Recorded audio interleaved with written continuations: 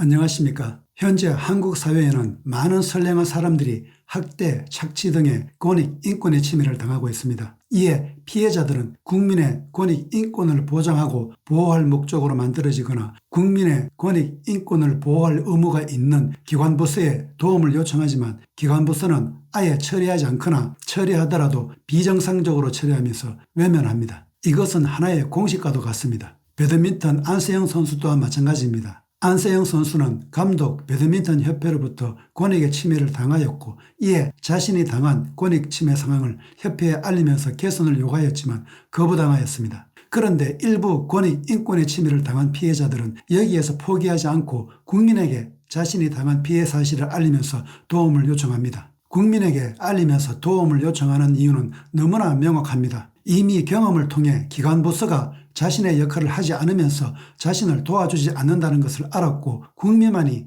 자신을 도와줄 수 있다는 것을 알게 되기 때문입니다. 안세영 선수 또한 이 상황에 해당합니다. 안세영 선수는 배드민턴 협회에 도움을 요청하였지만 거부당하였고 이에 협회 등의 기관 부서에 대해 아무리 문제를 제기해봐야 소용이 없다는 것을 알게 되었고 이에 안세영 선수는 국민에게 자신이 당한 권익 인권 침해 상황을 알려 도움을 요청한 상태입니다. 다행히 국민에게 알려지고 호응까지 얻어 여론이 형성되었고 그제야 관련 기관 부서들이 진상을 조사하겠다고 나선 상황입니다. 이것이 현실입니다. 권익 인권의 침해를 당한 피해자가 피해로부터 구제받고 벗어날 수 있는 유일한 희망은 국민에게 알리면서 도움을 호소하는 방법밖에 없습니다. 그런데 안세영 선수처럼 자신이 당한 권익 인권 침해 상황을 국민에게 알리고 여기에 더해 국민의 호응을 얻고 여론까지 형성되는 경우는 일반인은 꿈도 꿀 수 없는 매우 드문 경우입니다. 안세영 선수는 인지도가 있고 영향력이 있는 상태에서 대중매체를 통해 국민에게 자신의 피해 상황을 알렸고 이후 국민이 호응하여 여론이 형성될 수 있었지만 인지도나 영향력이 없는 피해자는 아예 국민에게 알리지도 못하고 실패합니다. 어떻게 알리더라도 국민으로부터 관심, 공감, 호응을 얻지 못해 역시 실패합니다. 실제 인지도도 영향력도 없는 피해자가 1인 시위나 국민청원, 신문, 잡지, 언론, 방송과 같은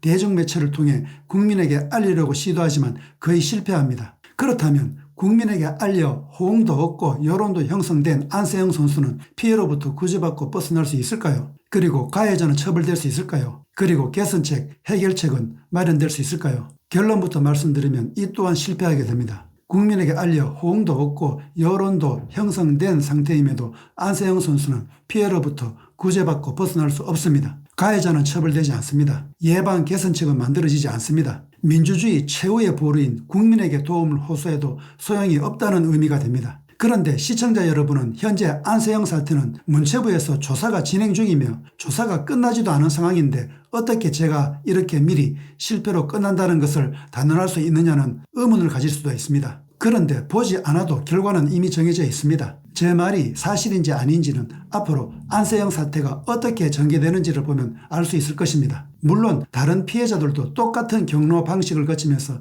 실패하여 왔습니다. 그렇다면 왜 국민이 알고 여론까지 형성되었음에도 안세영 사태는 해결될 수 없을까요? 지금부터 그 이유에 대해 방송하도록 하겠습니다. 많은 국민이 알고 호응하여 여론이 형성되었음에도 안세영 선수가 피해로부터 구제받지도 벗어나지도 못하고 가해자는 처벌되지 않고 해결, 개선책이 만들어지지 않는 핵심적인 이유는 이러한 상황이 전개되도록 만들고 있는 핵심적인 주체가 있기 때문입니다. 이 핵심적인 주체로 인해 안세영 사태는 해결되지 못합니다. 물론 다른 권익 인권의 침해를 당한 피해자도 이와 똑같은 이유로 실패하게 됩니다. 그 핵심적인 주체는 시청자 여러분도 이미 알고 있듯이 바로 권익 인권을 보장하거나 보호할 목적으로 만들어진 그리고 권익 인권 침해를 막을 의무가 있는 기관 부서입니다. 이 기관 부서들로 인해 안세영 선수를 비롯한 다른 피해자는 피해로부터 구제받지도 벗어나지 못하며 가해자는 처벌되지 않으며 개선 예방책은 마련되지 않습니다. 그리고 바로 이 기관 부서가 부패 위법 행위를 막지 못하게 하고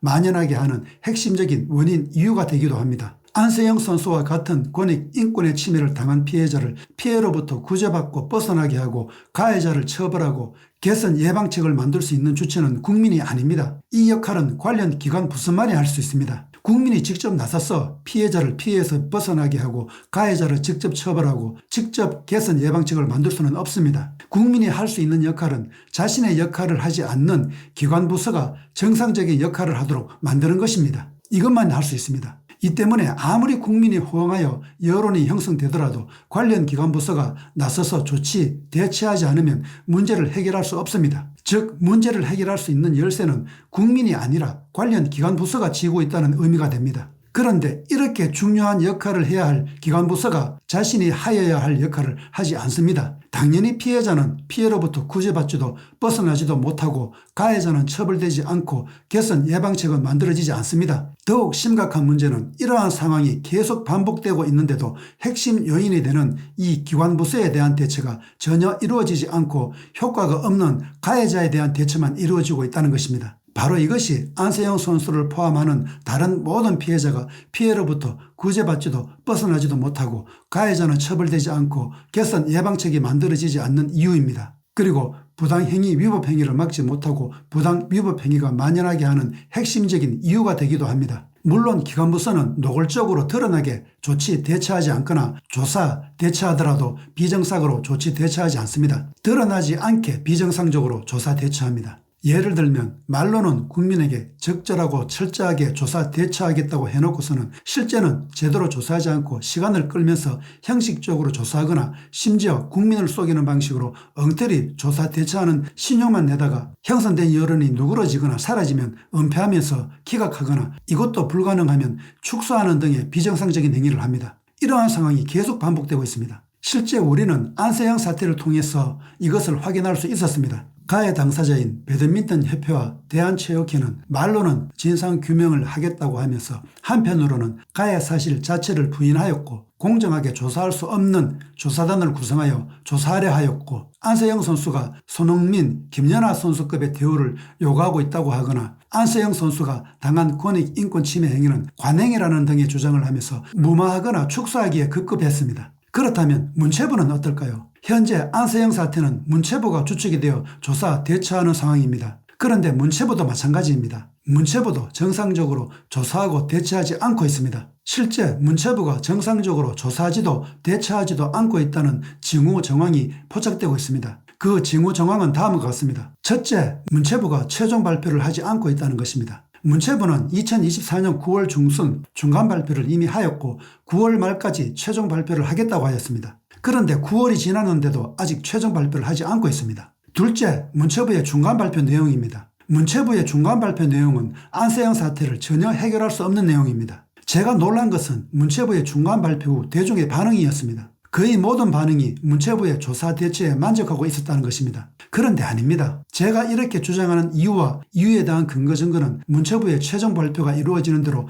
다시 방송할 예정입니다. 그런데 시청자 여러분은 이렇게 생각할 수도 있습니다. 문체부가 의도적이거나 고의로 비정상적으로 조사 대처하고 있는 것이 아니라 어떤 정당한 이유나 사정이 있어 비정상적으로 조사 대처하고 있다고 생각할 수도 있습니다. 예를 들면 하위 기관인 배드민턴 협회나 대한체육회가 상위 기관인 문체부의 지시를 따르지 않아 통제할 힘이 없어 어쩔 수 없이 문체부가 비정상적인 행위를 한다고 생각할 수도 있습니다. 실제 대한체육회는 문체부에 대해 노골적으로 반감과 적대감을 드러내고 있습니다. 그런데 이러한 이유는 아닙니다. 다른 충격적인 이유가 있습니다. 그 충격적인 이유는 문체부 자체의 문제와 관련됩니다. 문체부도 문제가 없는 것이 아닙니다. 문체부도 배드민턴 협회나 대한체육회와 유사한 문제가 있습니다. 저는 이 때문에 문체부가 적극적으로 가해자이자 하위기관인 배드민턴 협회나 대한체육회에 대해 정상적인 조사 대처를 하지 못하거나 하지 않고 있다고 확신합니다. 그 문제가 어떤 문제인지는